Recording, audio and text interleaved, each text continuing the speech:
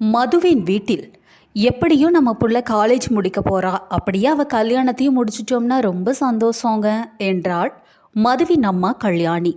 யாரா இவ? புள்ளைக்கு என்ன வயசாச்சுன்னு இப்போ நீ கவலைப்படுற? இனி அவ வேலைக்கு போனாதான் அனுபவ அறிவு வரும், தன்னம்பிக்கையும் வரும். அதுக்கப்புறம் சொந்த காலில் நிற்க பழகிருச்சுன்னா நல்லது எது கெட்டது எதுன்னு மதுவுக்கே தெரிய ஆரம்பிச்சிரும்.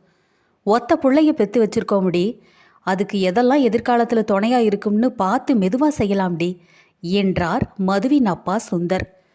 என்னையெல்லாம் 16 வயசில் கல்யாணம் பண்ணும்போது எங்கே போச்சான் அவங்க அறிவு? என்னமோ பண்ணுங்க, முதல்ல மளிகை கடையை போய் திறங்க, ஏற்கனவே லேட் ஆயிருச்சு என்று கல்யாணி சொல்ல சுந்தர் சிரித்தபடியே வீட்டின் முன்னால் இருந்த மளிகை கடையை திறந்தார். அம்மா, இன்னைக்கு காலேஜில் ஆனுவல் டே, லஞ்ச் வேணாம் என்று கூறினாள் மது. இந்த ரெட் புடவை எனக்கு நல்லா இருக்காமா என்று மது கூற, சூப்பராக இருக்குடி என்று அம்மாவும் சொல்ல, ரொம்ப தேங்க்ஸ்மா என்று கூறி காலேஜுக்கு புறப்பட்டாள் மது. பஸ் ஸ்டாப்பில் அவள் கண்கள் கிறிஷை தேடியது.